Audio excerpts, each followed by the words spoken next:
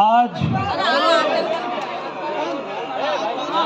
बाबा साहब की 134वीं जयंती पर मैं सर्वप्रथम बाबा साहब के श्री चरणों में अपने आप को नतमस्तक होता हूं, क्योंकि साथियों आज एक कुर्ता पैजामा पहनकर अगर बलवंत यादव आपके सामने खड़ा है तो कहीं ना कहीं बाबा साहब की देन है, कहीं ना कहीं इनकी संविधान की देन है कि आज कुर्ता पैजामा पहनकर इस मंच पर खड़ा होकर मैं बोल रहा हूं। तो सर्वप्रथम बाबा साहब के श्री चरणों में मैं नमन करता हूं।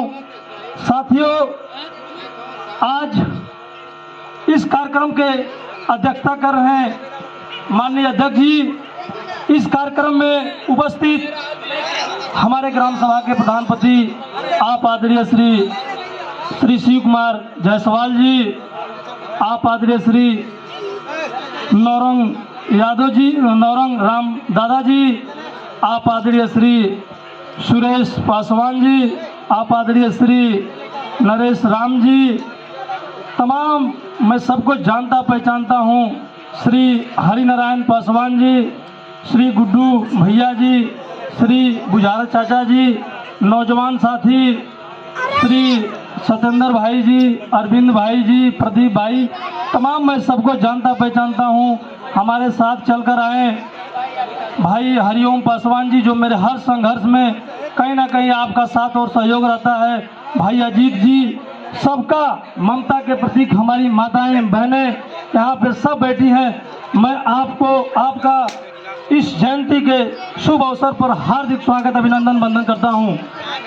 मेरी माँ, मेरी बहनें और तमाम पितातुल यहाँ बुजुर्ग लोग बैठे हैं, आज जिनकी हम जयंती मना रहे हैं कहीं ना कहीं इनका लंबा चौड़ा इतिहास है। साथियों मैं जब इनके बारे में पढ़ा जाना तो कहीं ना कहीं पता चला आज हम लोग चाहे पंचायत चुनाव हो, चाहे विधानसभा हो, देश में जितने भी चुनाव होते हैं, आज एक चाहे पिछड़ा हो, चाहे अति पिछड़ा हो, चाहे कोई भी हो, कहीं ना कहीं वो लड़कर देश के पार्लियामेंट में जाने का काम करता है, प्रदेश के विधानसभा में जाने का काम करता है, इन्हीं बाबा साहब की देन है। साथियों बाबा साहब बहुत ही संघर्ष और मेहनत करके कहीं ना कहीं 32 डिग्रियां हासिल करने का काम किए और पीएचडी 4 बार इन्होंने 4 बार पीएचडी किए।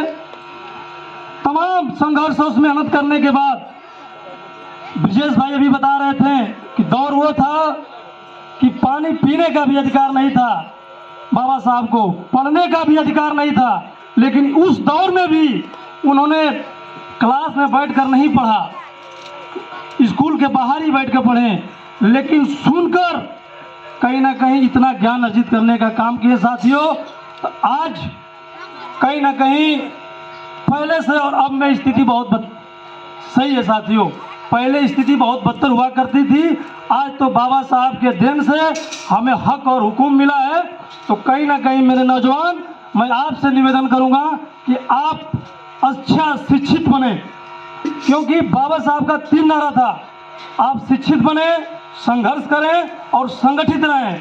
तो कहीं ना कहीं जब शिक्षित होंगे तो अपने हक और हुकूम को जानने का काम करेंगे। आज की सरकारें किसी से छुपा नहीं है, क्योंकि राजनीतिक मंच नहीं है साथियों, लेकिन कहीं ना कहीं फ्री में तो सब कुछ बांट देंगे, लेकिन शिक्षा को फ्री में नहीं बांट रहे हैं साथियों। क्योंकि जब आपके लड़के, आपके बेटी, आपका बेटा शिक्षित होगा तो सरकार से सवाल करेगा, सरकार से सवाल करेगा, इसलिए सरकार फ्री में राशन दे देगी लेकिन फ्री में शिक्षा नहीं देगी। साथियों शिक्षा तो जरूरी है, लेकिन देश में शिक्षा इतनी महंगी होती जा रही है कि आने वाले समय में हम और आप अपने बच्चों को पढ़ा भी नहीं पाएंगे। साथियों इतनी महंगी हो रही है, आज बीटीसी हुआ, चाहे बीएड हुआ, चाहे जो भी है, डॉक्टर की पढ़ाई हुई, इंजीनियर की पढ़ाई हुई, इतनी शिक्षा महंगी हो गई है कि गरीब आदमी अपने बच्चों को पढ़ा नहीं पाएगा। साथियों तो कहीं ना कहीं इन फ्री वालों से भी आपको बचना है कि फ्री में राशन दे देंगे, फ्री में हर चीज़ दे देंगे, लेकिन शिक्षा नहीं देंगे साथियों। क्योंकि जब आप शिक्षित रहेंगे तभी अपने हक और हुकूम को जानने का काम करेंगे। तो सर्वप्रथम शिक्षित होना जरूरी है। एक चीज़ और कहूँगा साथियों, बाबा साहब भारत रत्न ही नहीं साथियों, वो विश्व रत्न है। और बहुत दुख होता है कभी कभी कि देश आज़ाद होने के बाद बाबा साहब को भारत रत्न कब मिला? 40 साल बाद, 1990 में शायद। कितना कष्ट है साथियों कि जो देश आज़ाद के 40 साल बाद मिला, लेकिन बाबा साहब ने बदले के भाव से कभी कोई काम नहीं किया।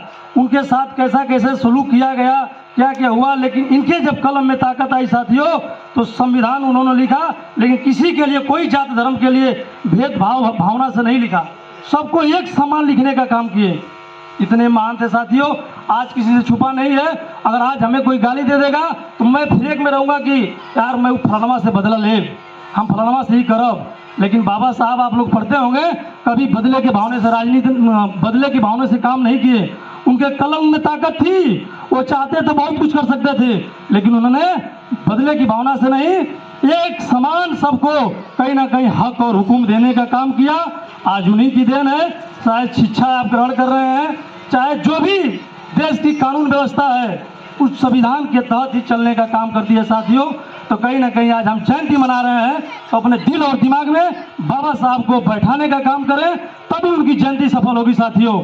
हम एक समाज में संगठित होकर, चाहे कोई जाति धर्म के लोग हों, क्योंकि संविधान हमें जाति धर्म नहीं सिखाता साथियों, आपस में मिलजुल कर रहने को सिखाता है साथियों। आप सबसे एक बार निवेदन करूंगा, चाहे एक रोटी भले ही कम खाइएगा, लेकिन शिक्षित जरूर बनाइएगा, क्योंकि आपका बेटा या आपका बेटी शिक्षित रहेगा तो अपने हक और हुक्म को जानने का काम करेगा। चाहे कोई भी जनप्रतिनिधि हो, अपने सवालों को रखने का काम करेगा। इन्हीं चंद शब्दों के साथ अभी